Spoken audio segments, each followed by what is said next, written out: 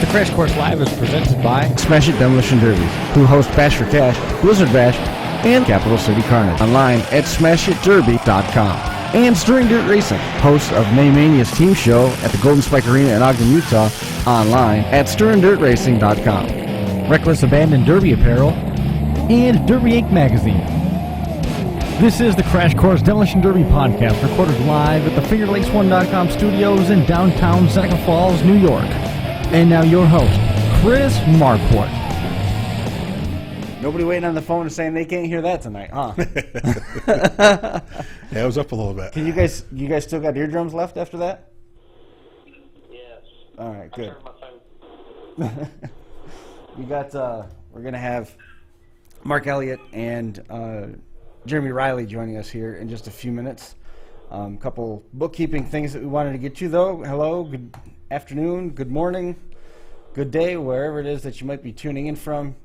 Appreciate you joining us here for this edition of the Crash Course Demolition Derby podcast, episode number 320 on deck tonight. Hope everybody had a great weekend. Was a busy one for sure. Sam Williams celebrating a birthday today. So David Gard celebrating a birthday today.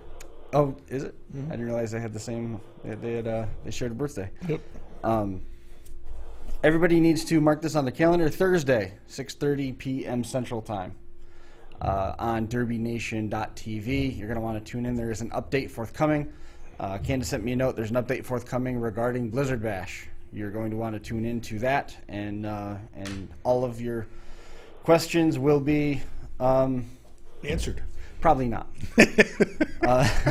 It was anything like the meeting that we had today. Again, as with all these things and all this uncertainty, I left with a few more questions than answers. But nonetheless, trust that everybody's doing the best they can with what they've got.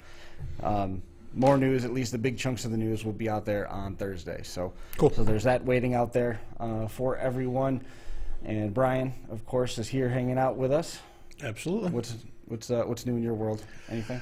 Well, I was hoping to be inching closer to being an online demo derby driver with you, but Spectrum, in their infinite wisdom, you've been to my house before. Mm-hmm. In their infinite wisdom, they were directly across the road from my house in the yard, working, installing cable at another, customer's house, and couldn't find our house afterwards. By their directions. So because of the way the road splits, right? No, directly across the road. Like my house, that one lane road, and then another yard. They were in that yard on the pole, like kitty corner from my driveway. So I get home and I'm like, what's going on? And I was like, well, one thing about your life that I'm jealous of. I was like, well, they couldn't find us. I'm like, what do you mean? She's like, she was doing something, and voicemail on her phone, picks it up. Yeah, we have a technician looking for your house. He can't find it. Call this number. So she called the number, and it was a 25-minute wait until she could speak to a human. So our introduction with Spectrum is not very good. It's all right. It was probably a young kid who didn't know what a paper map looked like. It probably wasn't his fault. Cut him a break, right? No, not even a little one. Probably didn't have GPS turned on his phone or something. No cell service up there. That's why. No, we have cell service. That's it. Huh. He could have asked the people's house he was at, hey, do you know where these people live? And they could have went, doink, like that. Well, I'm sorry you had to go through that. Like you could throw a snowball today from my house to their house and it wouldn't melt. That's how close it is. Wow, that's rough. So I'm chomping at the bit to Derby with my man Chris Marquardt, and it's another day farther away still. It's coming. All things in time. All things. Yell across the street and say, "Hey, I'm over here." Yeah, why didn't anybody do that? Just walk over. Nobody in your house walked over and said, "Hey, do you think you want to stop by my place?" We had it was set up. The time was going to be they were going to be at our house between 12 and 1 to be done. Your life's horrible. Yeah. My life, it's not horrible, but my customer service with Spectrum is not starting out. So what are they? what's going supposed to be here tomorrow at 2:30. Tomorrow at 2:30. All right. Well, I hope everything goes well for you. Me too. I want to get into this derby and stuff. It's a lot cheaper to do it online than it is in real life. Is so. Carl ready for mini meltdown yet? Yeah, pretty much. I mean, we got to throw some paint on it and some small stuff, but looking forward to that. Like I said before, I can't wait. It's going to be a good time. You know, when Jeremy he spoke about it on the draw, or on the not the draw, the night they did the live Facebook Live. You know, that they were actually going to have it. And then afterwards, we were sending voice messages back and forth. It'll be fun for those 20 minutes or half an hour of normalcy to be in that car and just have things going, hopefully, knock on wood, normally. So I'm looking forward to it. I bet I didn't hurt anybody's feelings with making light about the challenges or questions with the Blizzard Bash update. I hope nobody took that wrong. No, I don't think so. It's just everything's so crazy is the reason why we went there. So if apologies Are we up on Facebook Live? Yeah, we're up on Facebook Live. Sweet. Tim Miner's tuning in down in Texas. Candace is tuning in. Candace picked up a win over the weekend. Did you see that? I did not. Candace won for the third year in a work. row in West Point, Nebraska.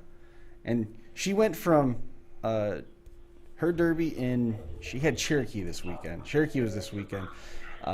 Kyson Anderson won the youth lawn mowers. Weld Compacts was Kevin Ullman. Derek Scott won, yeah, I know, right? Derek Scott won the front-wheel drive hobo class and the minivans.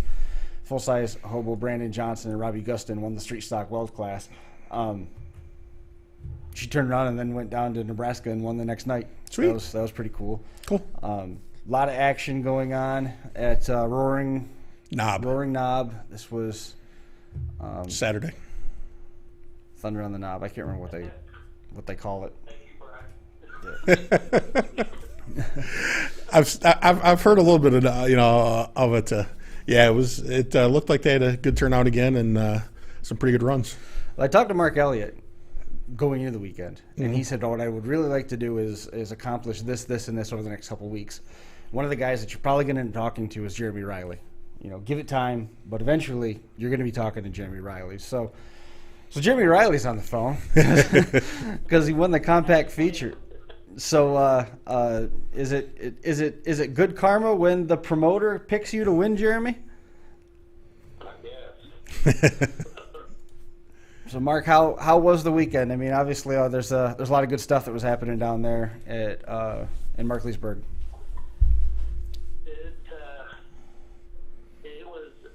It was better than it could possibly be, considering it rained for 14 hours straight and was a little chilly. It was a full house, and the Derby itself didn't disappoint with the amount of points chasing drivers and the classes that Jeremy ran, because he took two cars and his friend Travis did as well, and all the way to the class at the end of the night that was Hanson, Santel, Richards, Ciopas. I mean, it was just like the entire night was action. So how did things shake out? I see that John Shipley is now 7 for 7 on the series and has 70 points to his credit. He's out in front right now, and Don Santel's trying to run him down. He's got 50 points. So so the interesting and maybe the irony in that, having Jeremy on the phone, and we can kind of let him speak on some of it. So there was not an opportunity for anybody to catch John this weekend. Their inside hopes would have been that maybe he didn't score points, and he did again. And it was an amazing heat. It did not disappoint. It actually did come down to John and Jeremy for the third time in the point series. But the interesting thing that I really haven't pointed out, and I don't know if anybody has thought about it. I'm sure Jeremy has. He is now a standalone third place driver, and he is only 1/3 place of finish away from Don Santel. Right. That's cool. So things are really getting shuffled up at the front, and it looks like most of the ties have settled themselves out. There's a multi-way tie for like 9th, but everybody else is in sole position of their ranking up through back through 8th place. Yeah, it couldn't be going any better in that aspect. So I have no complaints about how it's and we're at, we're just past the 50-yard line. That was the 13th show, and we have 12 shows left on the schedule. So there's plenty of field to run on. Jeremy, was run-in destruction on the Knob 4 part of the plan from the get-go? Were you always planning on making the trip out there, or did you do it to chase points? It wasn't the plan initially, but I guess when you kind of get up there and you figure you gotta make the trip if you're gonna make it all worthwhile in the end. Sure. Maybe get lucky and some of the guys don't show up, or maybe you beat them on Pennsylvania. Are you running the same classes as John by coincidence, or is this by design? We're both small car guys. I mean, I run a lot of small cars. Every once in a while, I run a big car here and there, but mainly small cars. So sure, it kind of works out that way. So take me through how the weekend went. We always hear big things about the experience, not just solely the Derby, but what Frankie Guy in Hardcore does and his crew does in terms of making drivers feel welcome, making everybody feel like they're king of the world down there. How was your experience? It was great. I mean, I felt like everything was, equal across the board, and they did a good job getting started on time and giving everybody, a chance to fix what they needed to fix. And besides the rain just was miserable, but it stopped about showtime, so that was good. But all day, everybody got to stand out in the rain and work on their stuff. Mark, how did things go in terms of starting on time? Was it a different plan or different execution for the inspection line? Was there a different number of cars? What was the deal there? So we didn't quite get started on time, and I would attribute the rain. I don't know if I've ever met anybody that pushes harder than I do on those promoters, because I do understand. I hear the crowd half the time. They have me sitting in the crowd, so I know where they're at with start time, and so I push really hard. And with it raining, I mean, it rained it didn't stop all day, and so I mean, I pretty much just took my foot off the gas of even prodding. And Frankie, he's on it, so he was really still trying to start on time, and I'm like, man, I bet we still had 40 plus cars in inspection right about when the drivers meeting was scheduled to be happening, and it just didn't make sense. I figured, I'm like, look, the people that are sitting out there under them tents in this rain that's been here, they're Derby people. They'd be sitting there if it was snowing or if there was a tornado. So, your local fans that True. really don't care as much about Derby and aren't sitting in the rain all day. So I didn't hear one complaint about, I thought it was starting at 5 or whatever the case may be. But no, they pulled in 170 cars, and again, really a full house of fans on a rainy day like that. So, I mean, I feel like if the weather would have been nice, I mean, we may have seen 200 cars and even more fans. So they had a great turnout for such a crappy day. And you're getting new people to show up too. There's some new names that are making the trip to Markleysburg for those events at Roaring Knob, which is good. More new people, somebody new to run into. Literally. Jeremy, take me through the last little bit of that one. Take me through the conclusion. I mean, was there any point in that feature, midpoint or toward the end, where you knew for sure you had it in the bag? Which one, the van or the mini car? Whichever one was most worth it. Well, they both were worth it, but the mini car I think was probably worth it more, just so I could, because I'd already gotten 8 points when I got second against Shipley. So I was trying to just get 2 more points just to where I can get a little bit more ahead of the 4th place guys and get a little closer to Santel, I guess. And Right.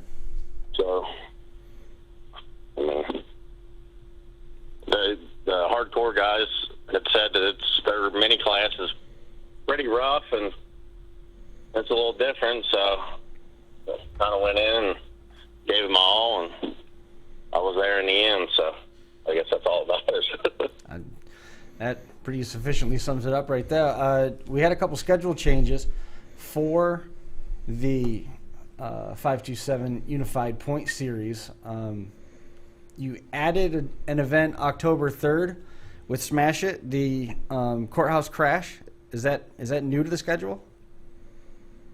Yeah, so Tim had paid in advance for Preble County, Eaton, Ohio, for both nights, which got canceled. That was one of his many Ohio fairs that did cancel, and also Triple D Promotions had paid in advance for Knox County, Ohio. Also fell to the governor's orders of canceling all Ohio fairs, and so those guys were paid up, and they rescheduled before we closed the schedule out, and so now Tim's got that show 10-3, and Triple D actually slid into Portland, Indiana on Labor Day weekend. So I will be in Pennsylvania with Hardcore. That's our next show, 9/5. It's that Saturday of Labor Day weekend. Mm-hmm.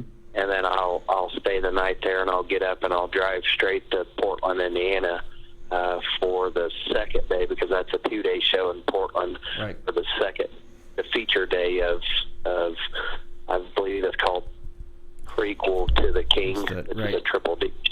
Yep. We talked to Dustin Woods last week on the show, and it was cool to see that on the schedule there. So the Prelude to the King, September 5th and 6th. Getting Junk's Huntington County Fairs in Roanoke on the 12th and 19th is the Keystone Nationals. Those are by Iron City Promotions. We're going to get back to that in a second. Hardcore's Final Countdown on the 26th. Smash's Courthouse Crash on the 3rd, and then Junkett's Gaston Falls Show the same day in Gaston, Indiana on October the 3rd. As we said, John Shipley out in front, 70 points. Don Santel with 50. Jeremy Riley with 40 as your top 3. New home for the Keystone Nationals this year. We didn't need to cut to that. That didn't need to be there. All right. New Alexandria, Pennsylvania is where the Keystone Nationals are going to be. What was the situation there? I didn't dig in. Honestly, I've been too busy to even Google what that means for me on the map as far as time. I've never been to that facility. No. And I did catch that it wasn't COVID related. It was not COVID related. You know, the Jefferson County bill, which I have been when I worked with Bo years ago, Bo Lockwood. But I don't know what drove the change. You know, I think anybody would agree that that's, you know, that's a big call. I think if for no better way to put it, that's a big call. You know, we're a month away from that now, so I hope that didn't affect any drivers. I still think that the guys chasing points that are chasing points will be there regardless. But yeah, that is the first time that I will ever have been to that track. We've been there before. It's a pretty nice facility. Yeah, that's one of my favorite tracks. I like how the tires are outside of the walls at Blizzard Bash. I think those tires are probably my favorite walls.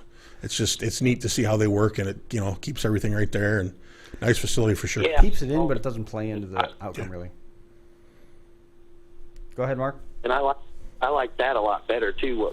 He was complimenting those tires.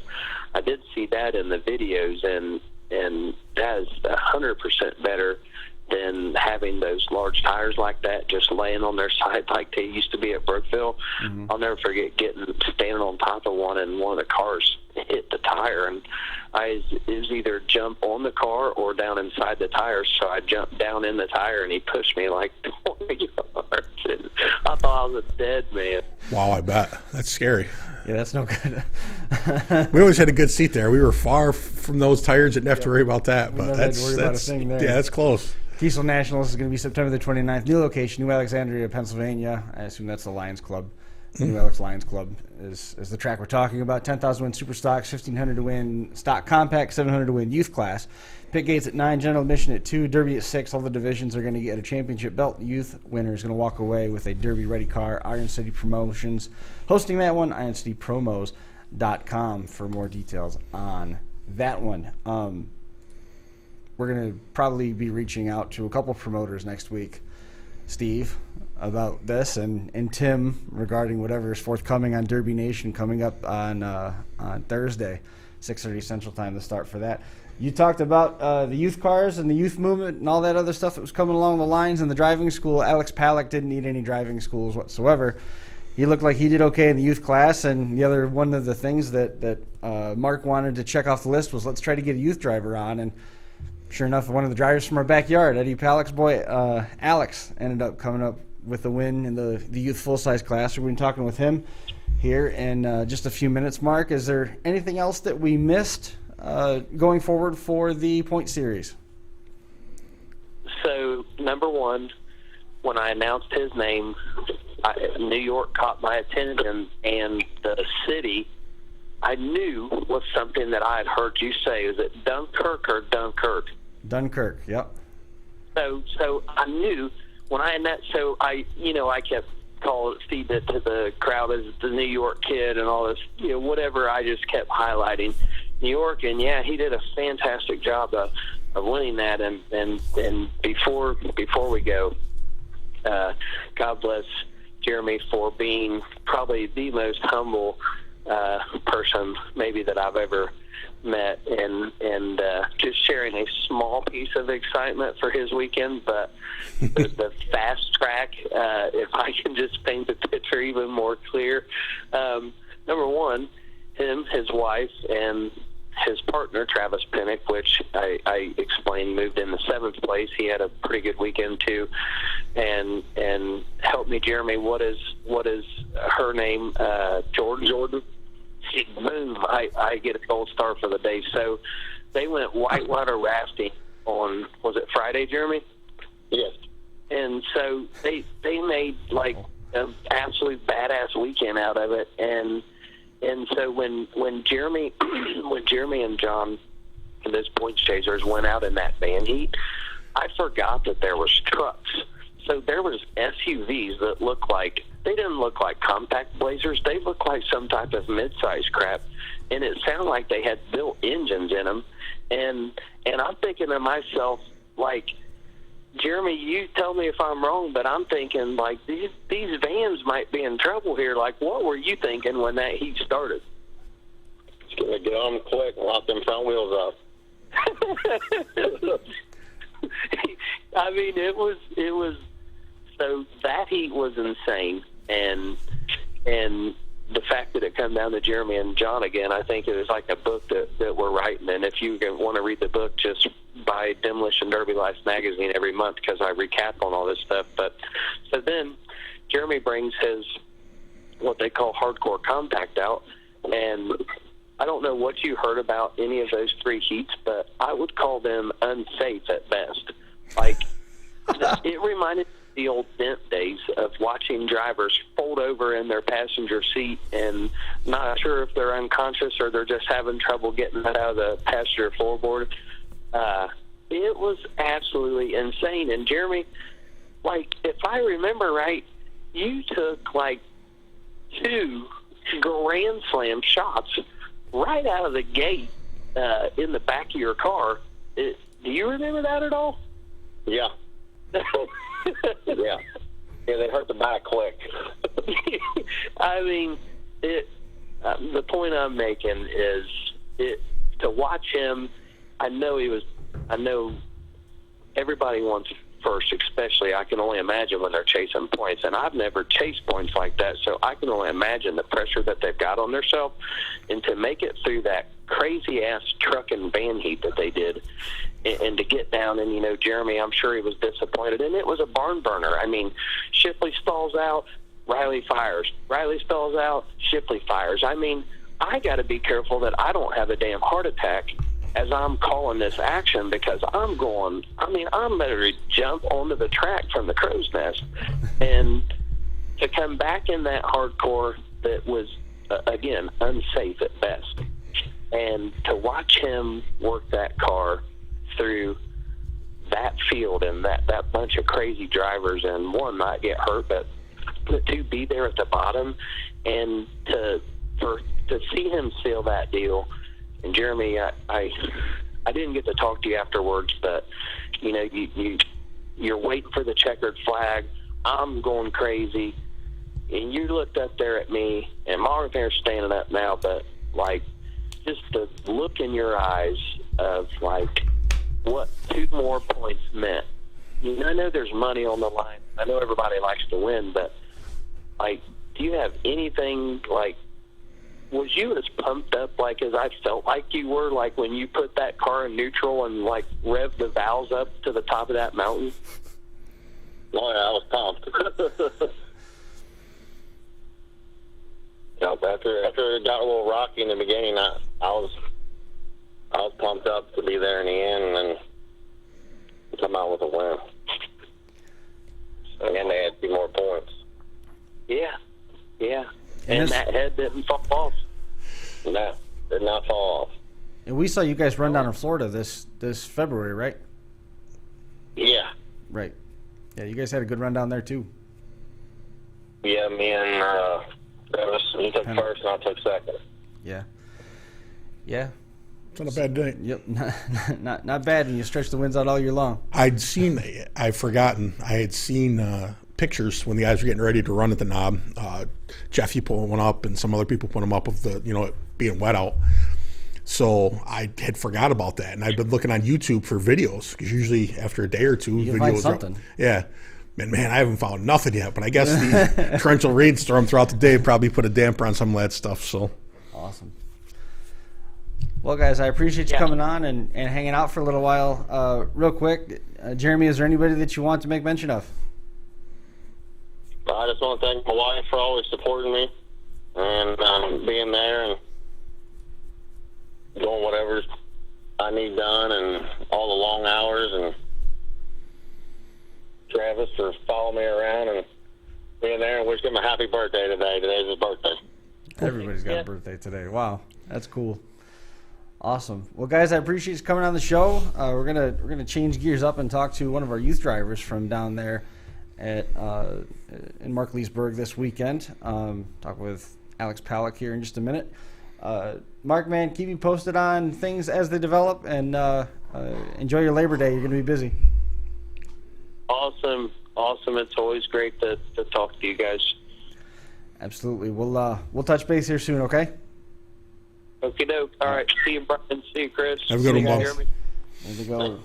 We're seeing out a couple thoughts from Mark and Jeremy. A couple things that we did miss on. 170 cars, 11 states represented. Jesus. So That's not bad. So that's not bad at all. We knew John Shipley had his lead. Remember Bill Miller? Name sounds familiar. Camaros. Oh, yeah. He was in a minivan. Cool. There over the course of the weekend. And let's see. Travis Pennick jumped up to 7th place, moving up from 9th. And Jesse Bates, local driver, has moved up into 6th. So, again, things starting to stretch out there in the top 10 for, I hope that's the right one. Let's do that just in case. For that 527 point unified point series. Jeffy's Fab Farm was down there during the rain, recognized as an industry leader in all manner of fabrication needs. Jeffy's Fab Farm is a national go-to for a number of demolition derby parts. Jeffy's Fab Farm specializes in LS conversion components, but earn major derby cred with their various header offerings. Jeffy's Fab Farm just recently released the 4-cylinder Camry engine mount and a couple headers for the Hyundai Elantra, the 1.0 and 2.0, or 1.8 and 2.0 displacement engines.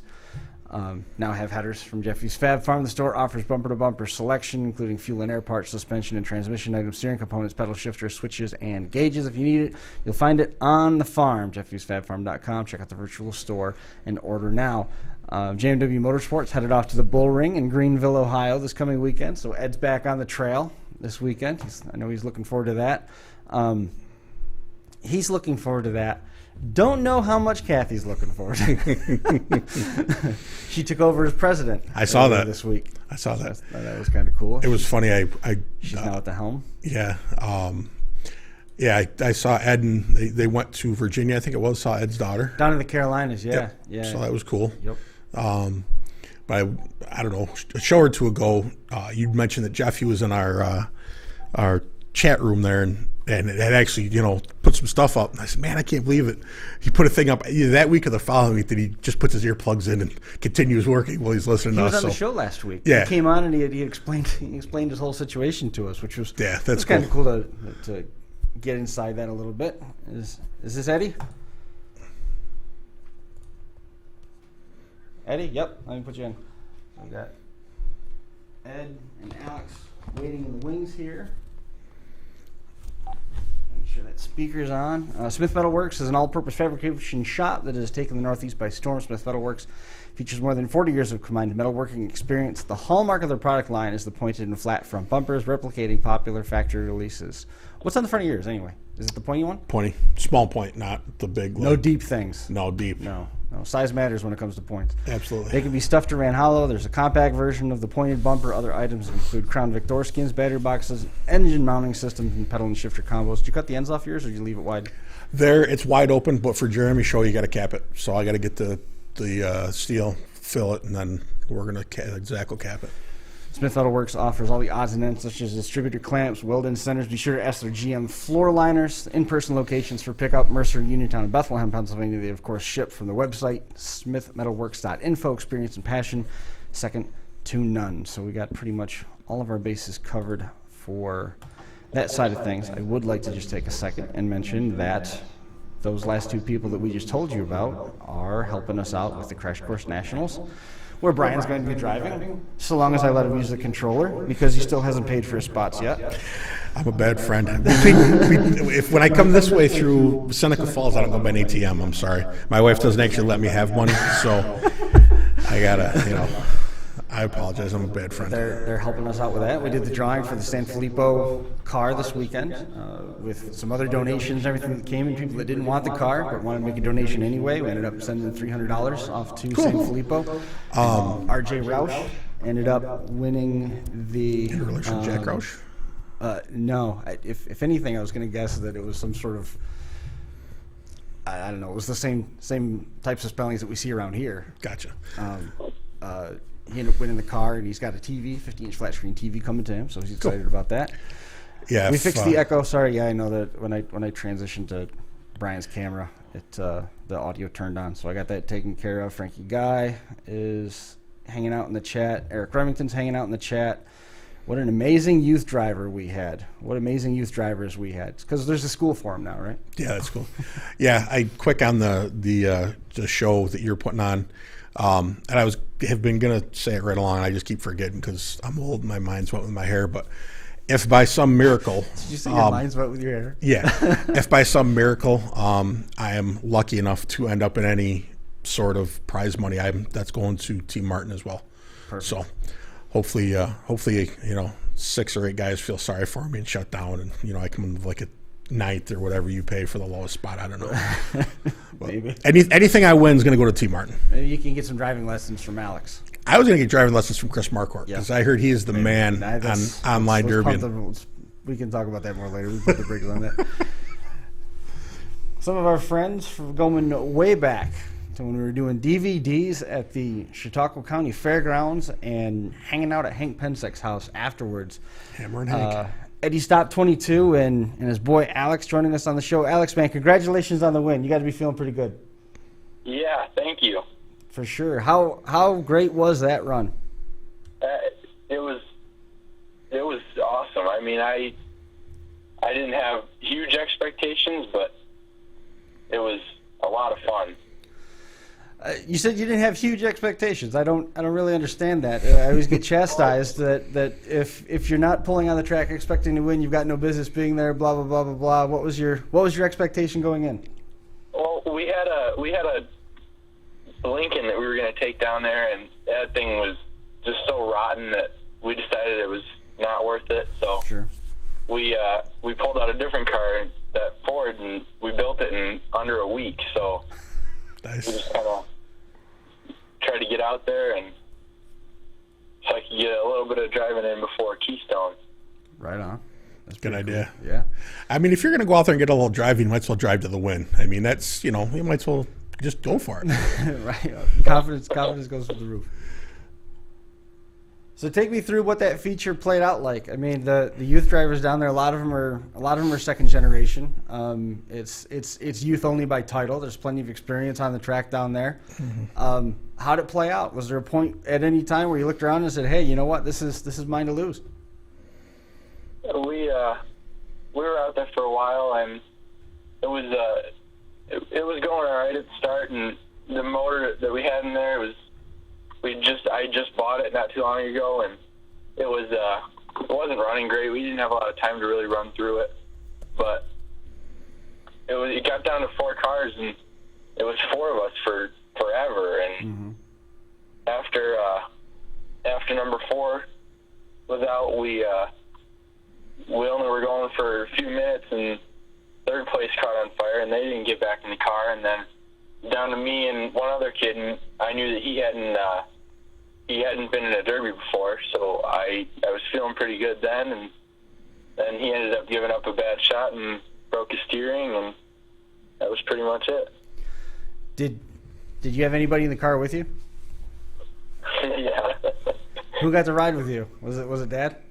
Yep. Eddie, man, there's a whole lot of emotions that go with that then, because you're sitting there in the passenger seat and you get to watch your boy pick up a win there front and center. That had to be a lot of fun. I'll tell you, there's nothing like it. I mean, I've driven in many derbies, but riding in the passenger seat while your child is driving is just there's no words for it. How many mistakes did you have to correct? Honestly, I just sit there and enjoy the ride now. I mean, I don't really tell him much. He's probably a better driver than I could ever be. So at this point, I just enjoy the ride. Now, we've heard from some guys that they've both A, given, and B, received some really big shots, riding passenger, because, a lot of the younger kids don't realize how hard those cars hit and how fast they're going. Have you experienced any of that fun out there as a passenger? This one was pretty hard hitting the whole derby, but last year in October at the Battle at the Border, I took a shot there, and I was seeing stars. That was probably the hardest hit I've ever taken in a car, driving or riding. Brett Riley says the same thing about when he rode passenger. He wouldn't do it again. Yeah, he did it once. That was enough. Yep. And most of your time's been in two man. You've been in youth compacts mostly. Have you done a lot of full-size stuff at this point? This was his first one. It was. Interesting. Yeah. Well, like I said, if you're going to start out, you might as well start out winning. Well, Eddie, you don't travel out of town a whole lot with the car, but you've been all over the place with the youth cars. What's the change there? Well, and this kid, I tell you what, I mean, his passion for the sport is second to none. I mean, this week was a stressful week for me, knowing that, we threw out the first car and decided to jump into this other car, and he wasn't taking no for an answer. He just said, we're going to keep going, and I said, hey, I'm going to ride this with you until last second. If we can't get it ready, we can't get it ready. But luckily we had some great friends coming over and giving us some time and some hands, and we were able to get it together. I mean, we were up till 4:30 in the morning the night before, just finishing her off. So. Now, Alex, you come from a town that is known for being hard-hitting. The fair there is always chaotic. The fall show, Lake Erie Rumble, that's always chaotic. It takes a little while before you get to the point where you see the precise driving come out, because it's just a flurry of activity for the first several minutes. But you said you guys were out there for quite a while. Is there a difference being out of town versus being in front of the hometown crowd that lets you settle down and drive that smarter race, or is that just more your nature? I don't see or feel tons of a different atmosphere from like the crowd when I'm driving. It's more of the other cars, and I know we always talk about, me and Dad always talk about how sometimes it's nicer to go out of town and not talk to anybody or know anybody, so you can just not worry and go out there and have fun instead of having to worry about someone else or not hit someone. Yeah, I definitely think I haven't traveled a bunch, but I mean, like when I went to Keystone, I knew 2 people in that heat. So actually 3, I guess, Chuck Bowman, but out of 20 cars. And I agree. I think it's nice just to go out and, I'd be you're by yourself, and, you know who's got your back, and you just go out there and take care of you. So I think that's, I definitely agree with that. Eric Remington just posted in the chat, Alex is a very smart driver and a great kid. I enjoy watching him drive, and he will go a long way in this sport. TJ McCulloch just wants to point out, just saying, Eddie, Alex, just saying, there's 2 spots left October 31st at the Buried Alive show. Just saying, back of your mind. You want to think about that a little bit? I thought that was filled up already. There's 2 spots left. It's minutes ago he said he's got 2 spots left. So we might just have to jump on one of them. It could be they could have had people drop out. Who knows? But in any case, there's 2 spots. So one of you get on the old Facebook and jump on there and grab that spot up. So Eddie, you taking any driving lessons from Alex? I'm trying to. He shows me, but of course I got to listen to my wife tell me how to drive. So between the 2 of them, I should be a better driver than I am. Kelly's no slouch in her own right. She's dropped the hammer a bunch of times at Dunkirk.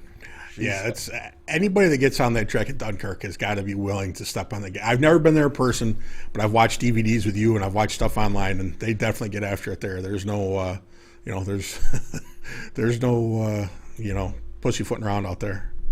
And I know this is a wrong assumption. I was expecting I think it was the second time that we had gone to Dunkirk.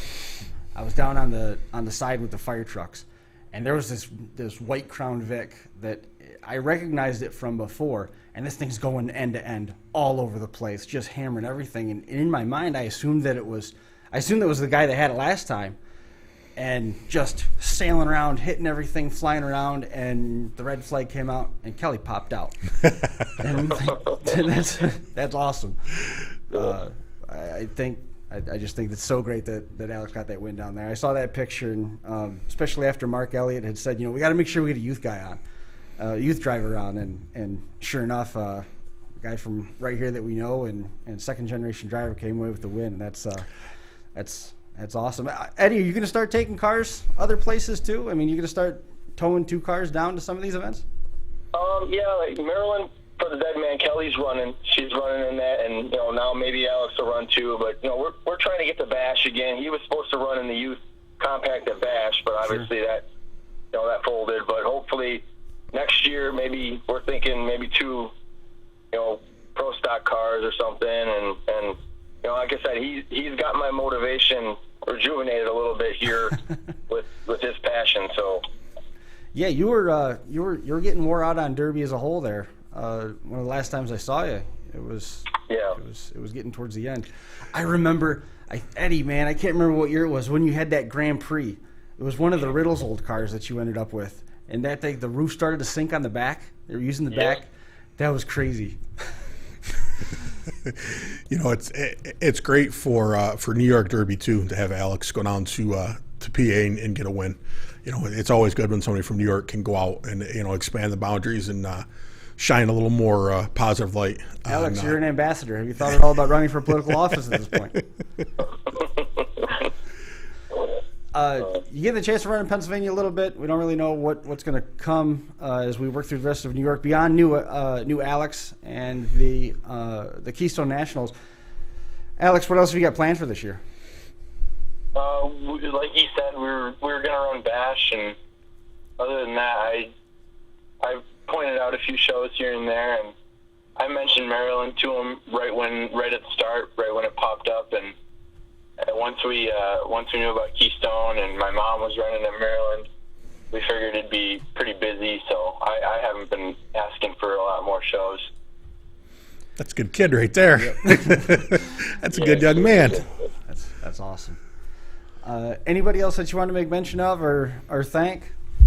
That the last 3 days before, I had Hank and Mike Riddle and Nick Eddy, a lot of great friends and family helping us out getting that car finished. We would have never been there without them. That's awesome. You said that one Lincoln was a little rusty? Oh, yeah. We had a whole inside of the crush box was pretty much gone. Have Hank wave that magic wand that he's got over it, and I bet you'll be just fine. Yeah. That'd be cool. Has Mom ever driven passenger with you? No, not. I won't let her. Yeah. Too much fun for me. I won't let her.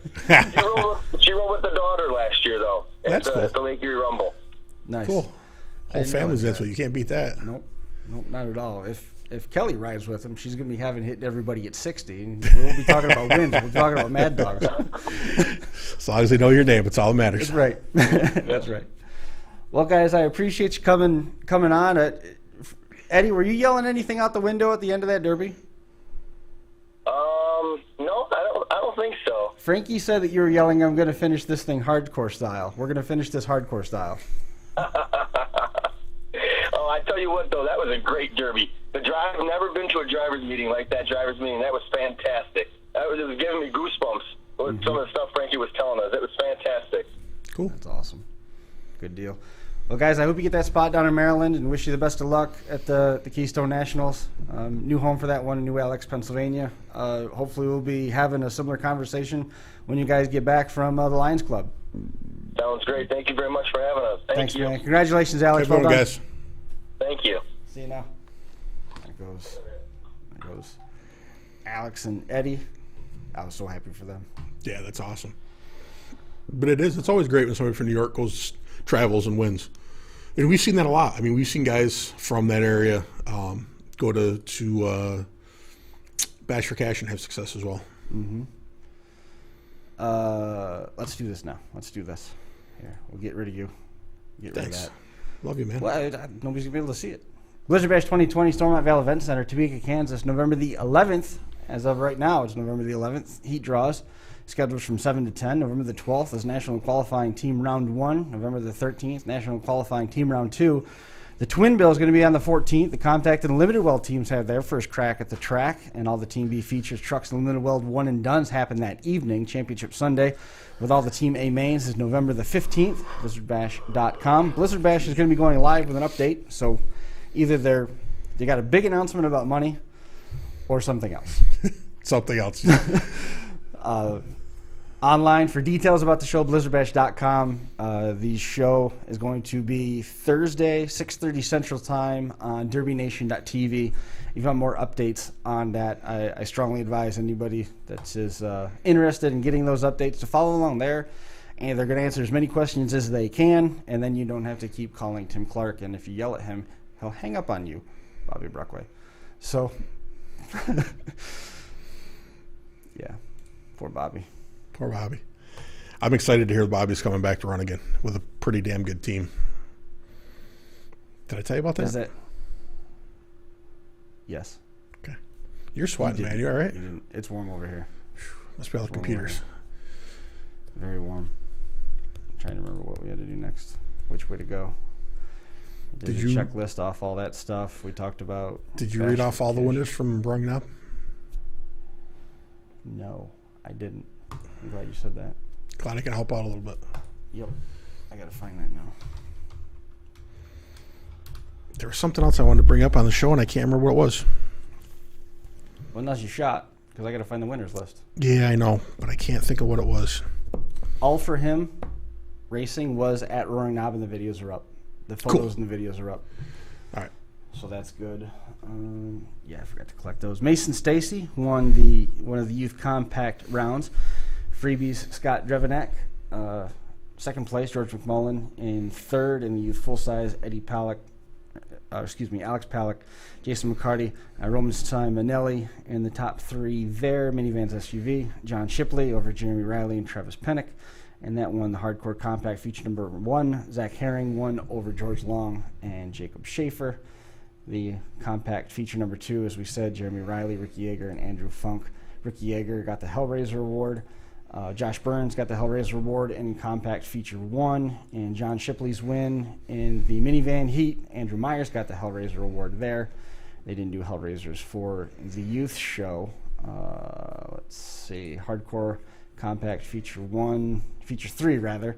J.D. Loreen won over Travis Pennick and Jesse Bates. Brian Cargill getting Hellraiser recognition there. Bentley Fensel winning over Chris Quensler. Chris had a good run. Second place for him in that one. I saw him post about it. Got beat there at the end, but good run for Chris Quensler. Second place. Doug Biner in third. The Nosed Up and Hellraiser Awards both go to Logan Rounds in the Hobby Stock feature. The Hardcore Full Size. Listen to this rundown. Top 5. Pete Hansen, Don Santel, Ty Richards, Chase Pattinson, Mark Siopa, Hellraiser Award, Pete Hansen. Yeah, I saw it. Reads like that's a pretty good feature, isn't it? For some wins right there. Yeah. Yeah, Pete. I saw a picture of Pete and Mel after the feature standing there, and the nose of that car looked pretty straight. So Pete builds a pretty tough car. Yeah, he does okay. That Frankenstein thing. If he's even going to tell us about it, he told me some of the parts and pieces that came from. It's a GM. That's all you can call it. It's neither Olds nor Buick nor Cadillac nor Chevy, independent to itself. Straight GM. Mm-hmm. With a big horsepower motor. Probably. Hey, Pete, let me put you in.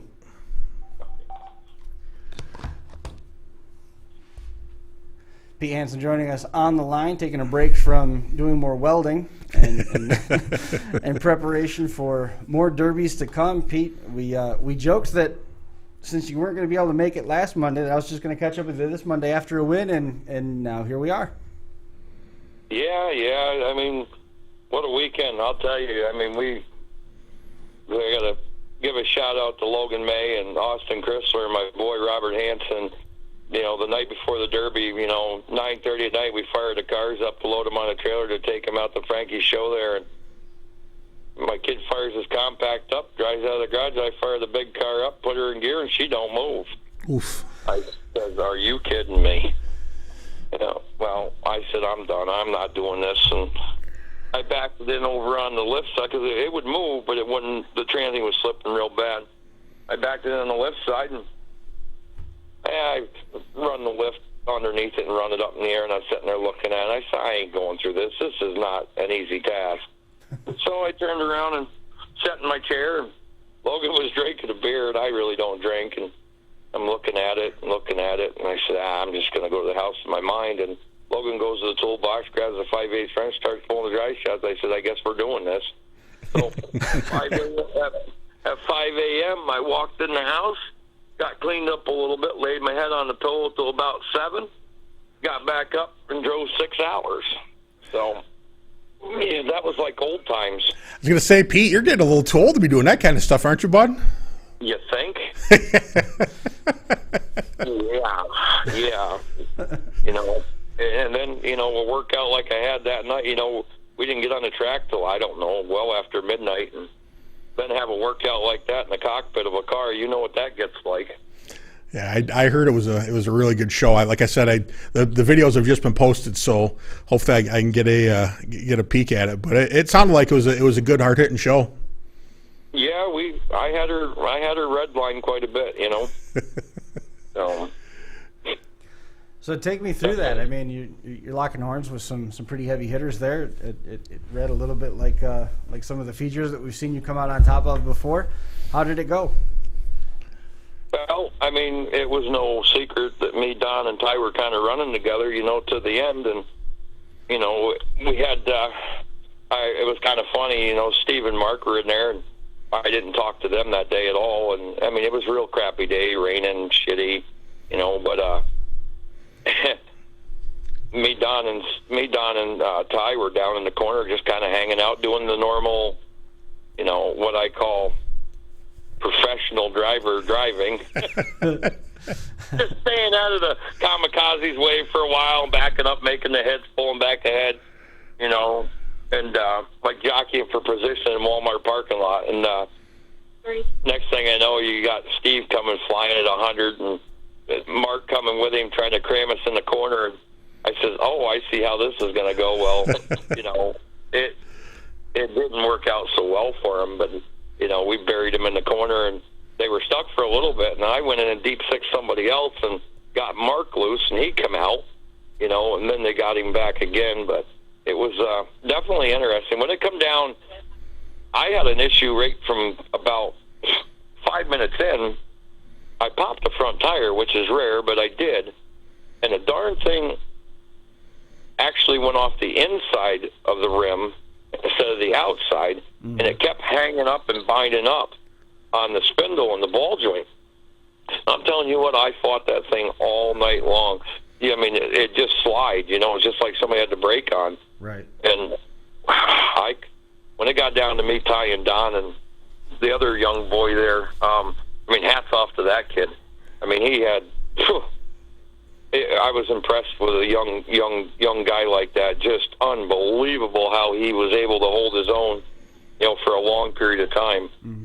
But I said, "Oh boy, I'm in trouble here. You know, I can't wheel this car like I want." But I mean, I just kept the throttle down, and with the throttle being down, it just seemed to slide that wheel. I mean, thank God for a red line with big horsepower to move that tank, you know. I was going to say, horsepower cures everything. Oh, you know, they're still saying down there in the mountain they can hear the echoes. that thing, I had that thing just singing most of the night, you know. And That's awesome. But it come down to us, and you know, Don was a real team player, and so wasn't Ty. They didn't gang up on me by no means. We kind of split up. Me and Ty went at it, and I kind of got the best of Ty, and went down the other end. And Don looks at me, and Ty's steering's all broke. I mean, he was still running and moving a little bit there. And Don looks at me and kind of says, "Well, let's stay down here so he can't get to us, and he'll be out." You know, and it's funny how we can just do hand gestures and understand what's going on. Right. And we hung it out down there for a little bit, and then we started battling, and it was definitely a battle that I always have looked forward to. Yeah. You know, as a veteran driver for 29 years, that, you know, I look at Don Santel as definitely a staple in the Derby world of one of the best. And to be on the track is just a privilege. Never mind, you know, get the one-on-one with him is just something I always dream. I thought it was going to happen at Urban Destruction when I got rolled over, but I thought I was going to have my first chance to battle with him, but it didn't, you know. But as time went on, I finally had my opportunity, and just luckily enough, I was able to, you know, take the win. It was definitely a chess match. I was just going to ask you about that. I mean, you've obviously you know, ran a long time, and you know, you've made an excellent name for yourself on the national circuit. But I mean, to come down and battle, and then, you know, getting a win against somebody like Don Santel, that's got to feel pretty darn good. I mean, you've accomplished a lot in the Derby world, but I mean, that's got to really feel good. Oh yeah, that just puts another one up even higher, and you know, that trophy's going in there, and it's going to have Don's name on it. For sure. So I'll never forget it. You know, I'll be able to look up there, and you know, that's the night I beat Don Santel. You know, and that's. You know, a lot of drivers out there, I'll guarantee you, wish they'd had that opportunity to and be able to capitalize and do it. You know, to really make their career like almost whole. Absolutely. I have a challenge for Pete. In 10 words or less, tell me what you had. Tell me what kind of car you had. 10 words or less. I can't. He did it. He did it. I was just dumbstruck when you were running through all the different things, and then you described the car as a Frankenstein. How did tech inspection go? Did it get through with any trouble? No, I mean, I had put a whole new back end on it, and I'm talking quarter panels, trunk lid, frame rails. After the last time I ran it down there, no, I try to tell everybody thinks, you know, oh, this car's got to be cheated because they're so hard, and I mean, you can ask inspectors all across the country. You know, they scratch their heads sometimes. They don't understand how my car's harder than some, and it's a lot of learning curves and a lot of mistakes and a lot of hiccups in the programs to finally get things figured out to make them hard. You know, just hopefully everything else stays together. And it's taken me a long time to really, you know, get this build, you know, where I'm 100% legal to the rules, but still hard.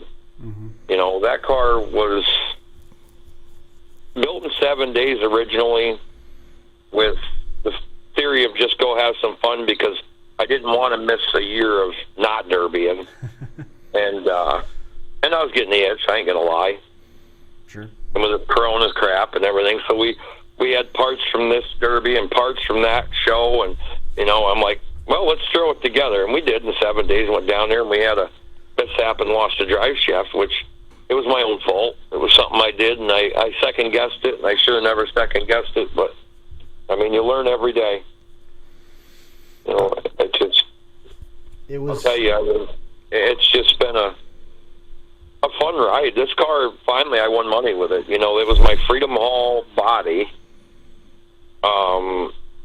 It was an Oldsmobile frame that I had bought a car that was already pre-ran out of New Jersey years back to set in the weeds. Now, they didn't have a nose clip for it, so I had a Buick LeSabre here. I stole the fenders off of that. Then I had a 73 Chevy core support laying out in the weeds. I kind of cobbled that in there. We went and ran it the first time. Then we come home. It ended up with Olds 98 rear quarter panels, trunk lid, Chevy Impala rear frame rails from the humps back. So, like I said, the only thing that car didn't have was Pontiac. Nice.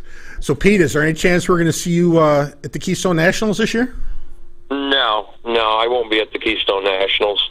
I gotta be honest with you, and, you know, I don't knock anything anybody's doing out there in this world today, but, you know, I pedaled back on the builds a little bit from where I'm used to, but I'm not ready to go back to that, you know, stock. I like to hit and still have a chance at winning.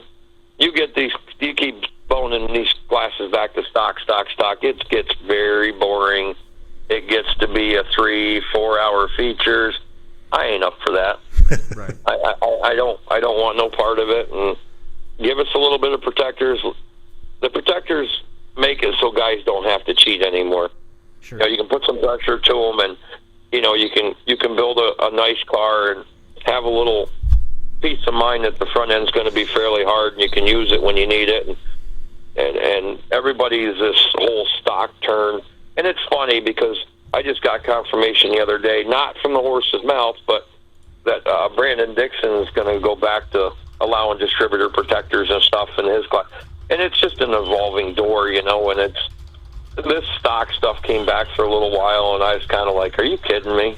I spend thousands and thousands of dollars on parts, and then a promoter pops into an area and tries to dumb it back to stock. I mean, these guys are like, what are you doing? You know, it just makes no sense. And there's nowhere around here we can run any of this stuff. I mean, Frankie kind of pretty much has that hardcore full size. It's a really sweet set of rules. There's no distributor protector, but you're allowed to have a cradle, lower cradle, with a trans brace, you know, and you're not breaking transmissions anymore that you can't find. And it's a nice set of rules. Were you breaking transmissions because of horsepower, or were you breaking transmissions because the transmission brace wasn't what you needed it to do, or something along those lines? Well, there was no when you're like you know, at a lot of these shows. I'll be honest with you. Years ago, when we were running the stock platforms, growing up, you know, we'd stand the car to the moon and never break a transmission. Right. And then all of a sudden, everybody got lower cradles. You know, we put lower cradle in the car, we go derby, and we break a transmission and ask ourselves why. Well, even on stock, it was still stock lower mounts on the frame, but the lower cradle has, like, heavy-duty mounts on them. And anytime anybody's ever run a Mopar or a Chevy for that matter, when you go to pull a motor out of a car that's stock, the cups are bent back, and you're like, so you sit back and you think about, well, the new ones ain't bending, so every time the nose goes up, it's shoving the transmission back into the firewall hard, and it's breaking the bell housings. Right. So if you're going stock, the last thing you want to do is run a lower cradle, because you're going to end up breaking the transmission. So there's no sense even running a lower cradle. Put your stock Chevy cups on it, put it in there, and drive it, and stand it to the moon, you'll never break a transmission. Sure. So the way I look at it is if you give a guy a lower cradle, you better give him a transmission brace. Makes sense. I mean, it just goes hand in hand. And if you don't give them both, don't give them none at all. Right. It's going to make your show last longer as a promoter if you really want to know. That's how it should be. Because a lot of these younger generation guys coming into the sport, they don't know what they're getting into. And if a promoter says, "Oh yeah, you can have a lower cradle," well, the kid puts it in and he breaks the transmission.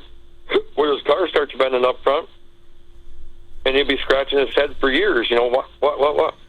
And can't get his hand, getting his mind wrapped around it. But it's they need to put it so it's good for the youngers and the guys. You know what I mean? So it helps them.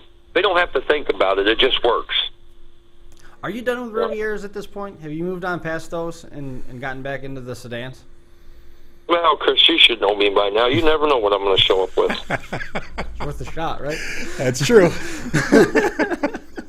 I mean, I don't stick to really one car because it seems like when I was starting to stick to Rivieras, everybody started asking stupid money, and I said, well, shit, I can do the same stuff with a different car. It's not the actual car that makes these cars so hard. Actually, we just got that comment. Let me find it again. Scott Kiefer just said in the live chat, not all about the car. Driver's a big part of it, and Pete is one of the best. And it's a builder. It's a builder, And I'll promise you, I'll swear on my kid's life, my cars ain't cheated. Everybody thinks, they're plated or cheated or this or that. No, I ain't cheating these cars because I don't want them to be cheated. I want to know if what I'm doing, geometry-wise, is actually working.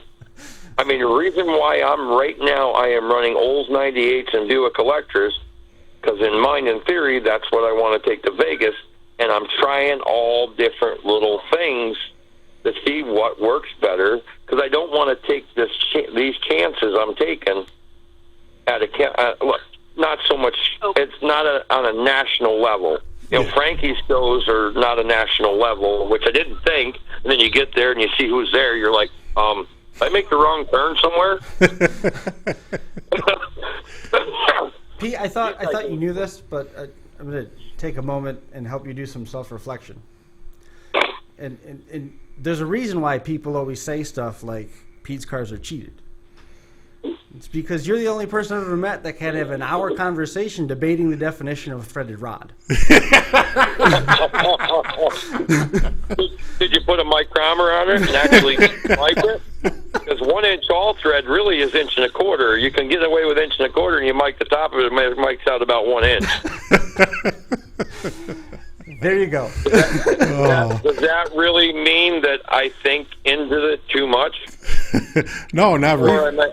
Or am I that competitive of a person? I remember you told me this story. There was so much pressure. I think this was on the Riviera that you took the Blizzard Bash with Jason Brodzinski and Songaluski, that at one point you had pushed the body down and it stripped the all thread and it knocked the nut off somewhere into the shop. There was so much pressure pushing up. Oh, yeah. You want to wear a helmet and safety glasses when you're doing things like that. Yeah. There gets to be really hairy stuff going on when you start playing with some of this stuff, and the amount of pressures I'm putting on things is just ridiculous. You got 30-ton bottle jacks, and oh God, if something let loose, we're not going to make it out of it alive. You remember the conversation that we had with Pete, not before Vegas, but the time that he was on the show before that, when we were talking about Robert getting into it. He told the story about taking the 2 matching blue roundbacks to the fair with his dad, and he said this heavy build stuff's just not for me. We got to get back to the stock and stocks. And I knew right then, because he said at the beginning of it, I'm going to be honest with you, that I was probably being lied to. and here we are. We're back to. I am so impressed though that Pete made sure he got this year in. Mm-hmm. So he's checked off year 29. Yep. And he's looking at year 30 next year, and he's going to do it by going all the way out to Vegas again. Yeah, that'll be cool. Yep. Cool. Yep. You know, and I'm at the end of my career. I'll be truthful with you, and you always got that checklist.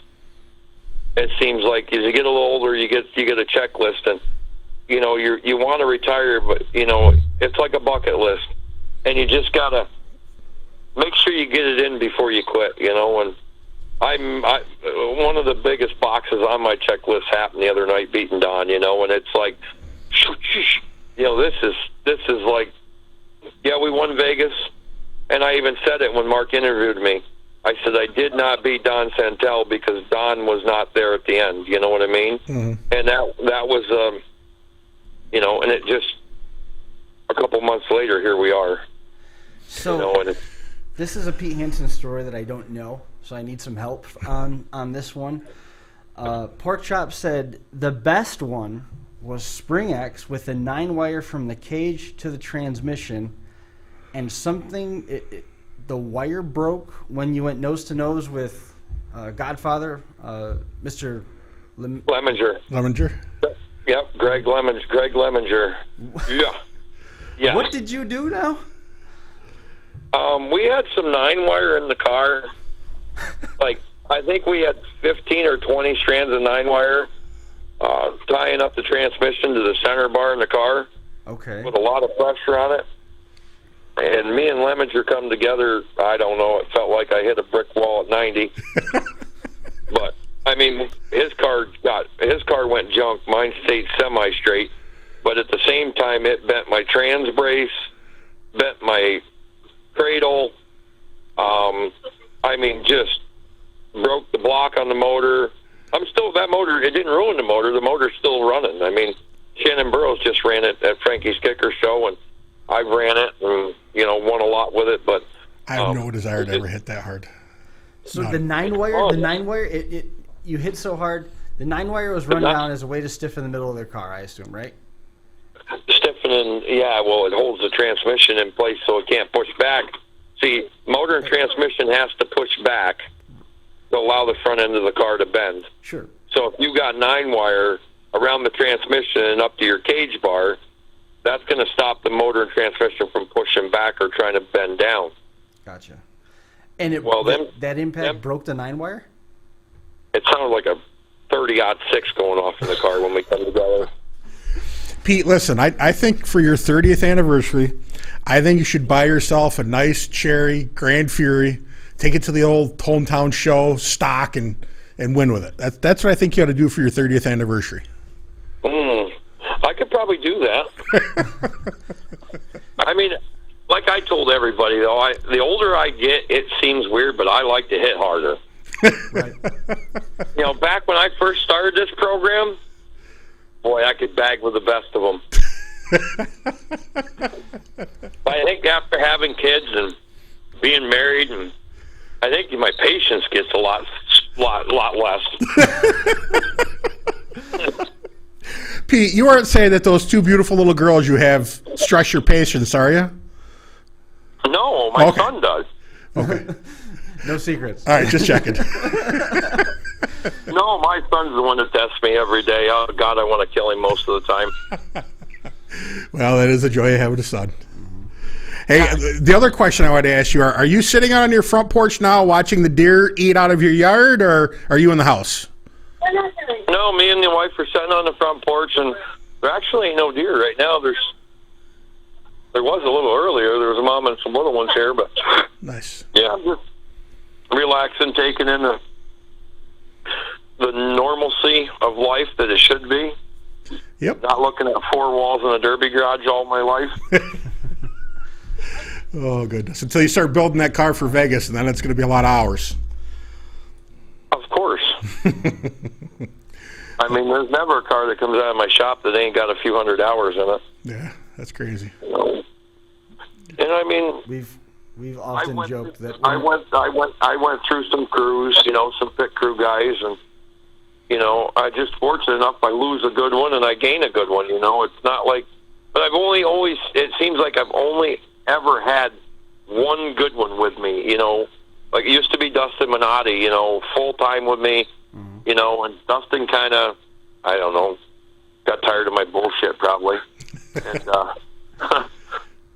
he moved on and, don't see him much anymore. He still only lives 2 miles away, but, young guy like Logan May stepping up and helping and doing things. And I thought for sure by now he was entertaining the thought of going big car, but he's still staying with his compacts. But he's been a huge help, a big asset to my Derby career for sure. My win the other night, he deserves 99% of the, because he was the one that started the project. If he didn't start that project the other night, it wasn't getting done. Sure. But I wasn't going to leave him by himself. Absolutely not. Awesome. So, Well, yeah, my engine builder and my transmission builder, them two guys right there, they got more R&D and stuff than I could ever imagine, and they're always trying to make my stuff better for me. And it's just the stuff they do for me is just unbelievable. It's crazy what they'll take time away from their family just to do something for me, and I don't expect it, but that's how dedicated they are to this family we call a Derby family. It's just crazy. It's awesome. The other night at midnight, I happened to message my trans builder asking about a tranny I had laying on the floor, and my phone rings 30 seconds later. What numbers are on it? I said, Bill, what are you doing? I'm laying in bed. He asked me what numbers are on it. I go over and look, and I tell him the numbers. He's probably in his birthday suit. He goes out to his shop. He's in his book where he's got he writes like 76 138, or I don't know the exact numbers, but there's always two sets of numbers, and he'll go in the book and tell me exactly what's done internally in that transmission, so I know what I got.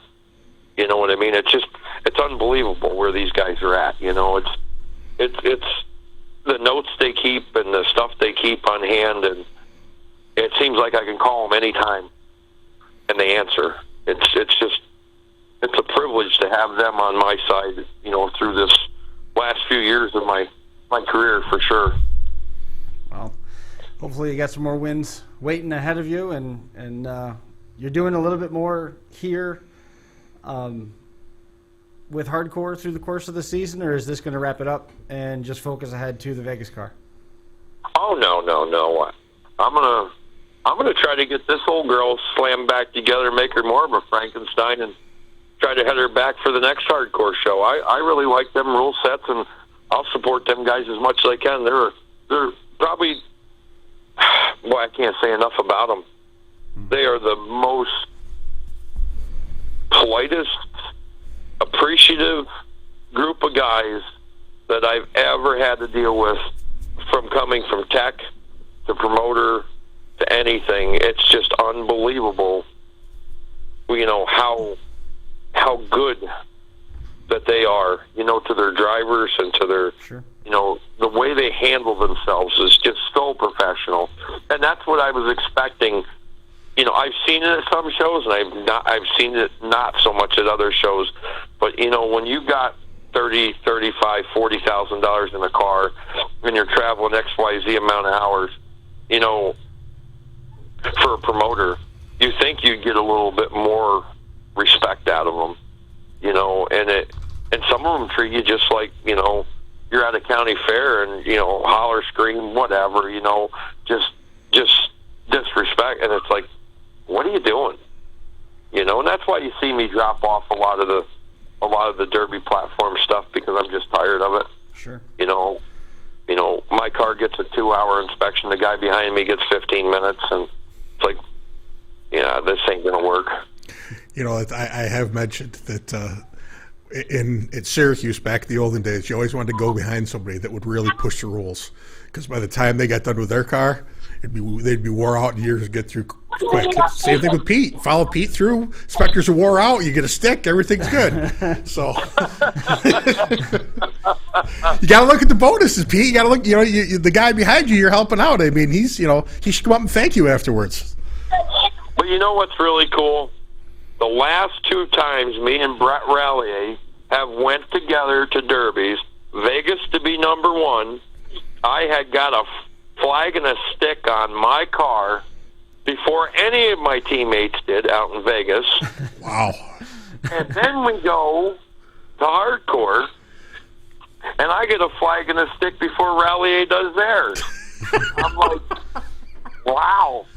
You know what I absolutely love? Rallier was such a cheater. It was funny.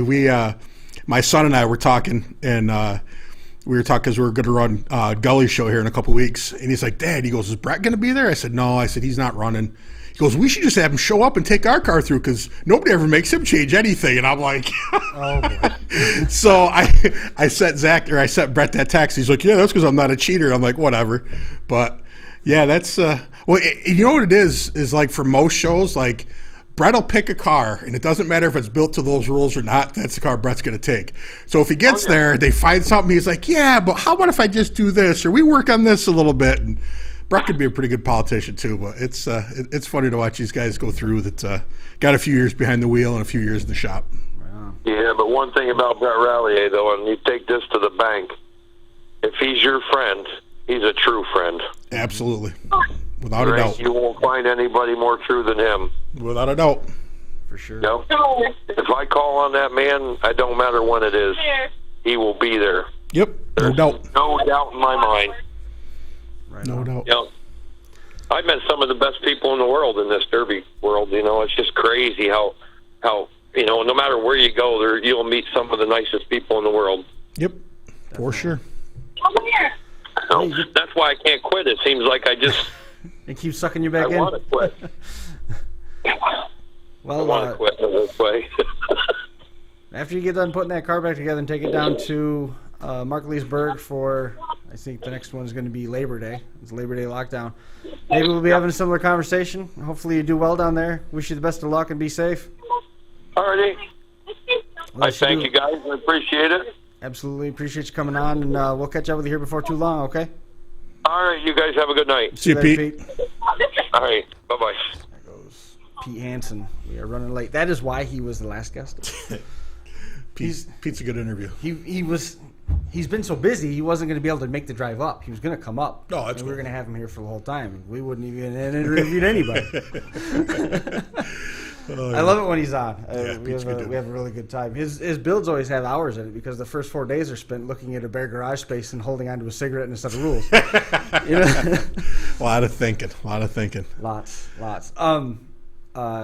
Pete made a great point. This aligns pretty well with Josh's post the other day, is driver respect. And that's one of the things that Sam Williams used to harp on too, and Candace does the same thing, is make sure you treat the drivers well. Because if the officials don't do the right things for the drivers, you're going to lose drivers, but that's a two-way street. If the drivers don't treat everybody else respectfully too, you can start losing your help.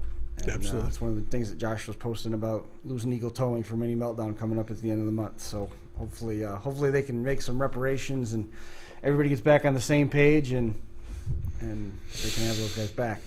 I was on the other side of all of this Sunday morning. There's a gentleman in England.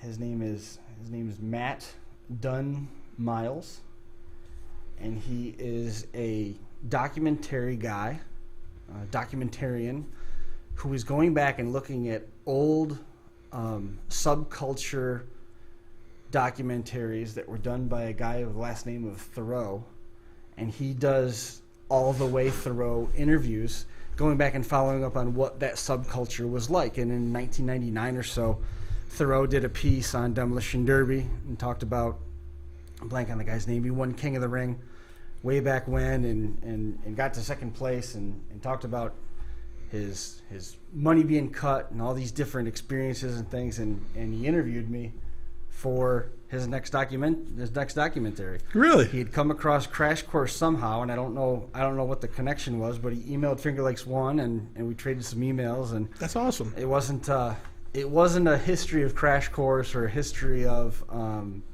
Smashed Empire Films or anything like that. It was just talking about what Demolition Derby is and where it is from where it was and things like that.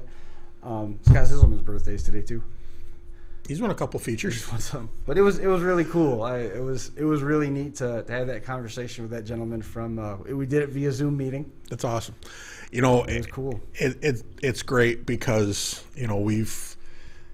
because of Crash Course, we've been blessed. We've been to derbies all over, and I've touched on it. We've talked with people in production meetings and stuff, and it's great. He got a hold of the right person in getting a hold of you, because I will put you up against anybody in America for derby knowledge. This is a true passion for you, and I'm glad that happened to you, because you deserve it. I felt very guilty when I was done. You should be. Because that's what I do. I felt very guilty that I forgot to, because he was asking very direct questions, very focused questions about the industry and the sport. When I got done, I'm like, man, I didn't name drop this. I didn't talk about this. It's like that wasn't the story he was trying to tell. It didn't fit. And You have a hard time accepting success for yourself. I disagree with. I understand what you're saying, but I disagree with it in a different perspective. I have a hard time accepting credit when I know other people need to share in that credit. I like to give credit and share that around, because never once have I sat here at this microphone and done this alone. Well, you have. We've had guests, we've had listeners, we've had. I know, I'm just busting your chops. It's No, never I been- understand completely, but to speak for the Derby family and the Derby Pulse, they couldn't have found anybody better than you, in my humble opinion, or not so humble opinion, depending on how you feel about me. I did. One of the things that they asked about was, I said, has politics always been part of Demolition Derby? And I said, absolutely. And he looked dumbfounded. I'm like, oh yeah, there's always a pecking order. Everybody was always deciding. It wasn't politicians. It was just the politics of it. Yeah. And he goes, well, what about the culture now? And he gave me a couple different examples. And I said, I really believe in America right now, regardless of what you support, if anybody came out and said, you are no longer allowed to stick a fork in a light socket, there would be a percentage of the population that would stick the fork in a light socket. Just because You said I can't. And I said, I don't know if that's us celebrating our freedom and enjoying our liberties, or just being the arrogant Americans that all the rest of the world thinks that we are. And he started cracking up at that. So that was kind of cool. I wondered if this is Pete. It's not.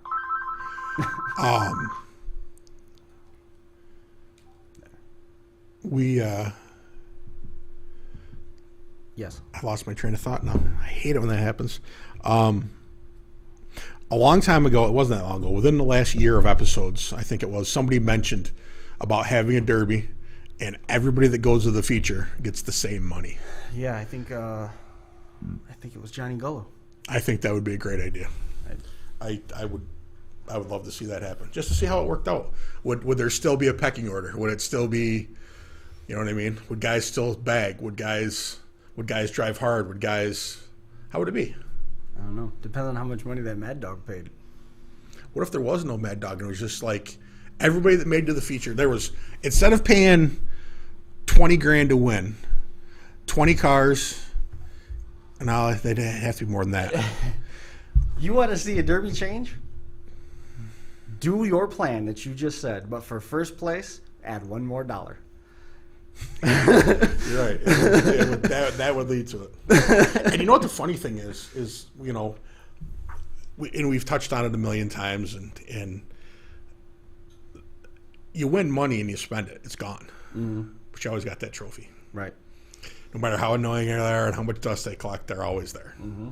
So Happy Gilmore checks too. Happy Gilmore checks. Someday I'm going to get a happy. Will you make me a Happy Gilmore check? Because I don't know if I'll ever actually win one. Sure. If I get paid for your entries, I'll use that money to make you a check.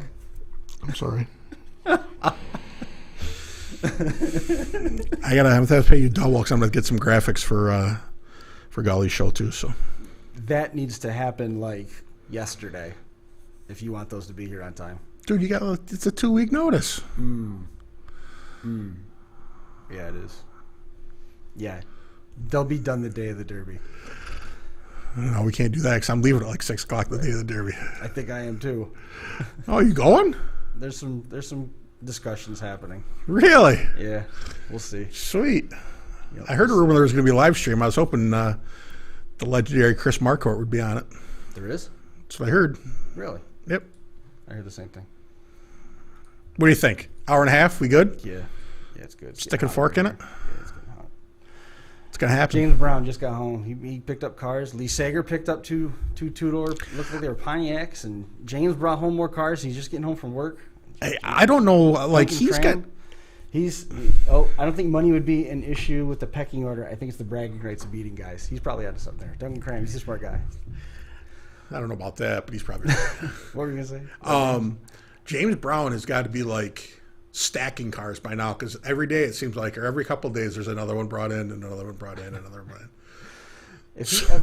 If he ever had to get rid of the cars that he had for some reason, it would take 3 days. Oh, yeah. Yeah, no doubt. So, all right. That's going to do it. We're out of here. Crash Course Thanks 6000. Thanks so much. We appreciate everybody tuning in. Episode number 320 in the books. Congratulations to all the winners that were out there this weekend, and we look forward to doing it again next week. I think it's probably going to be more of a promoter-focused episode, but we'll have to see what comes. We'll see everybody next time. Thanks a lot.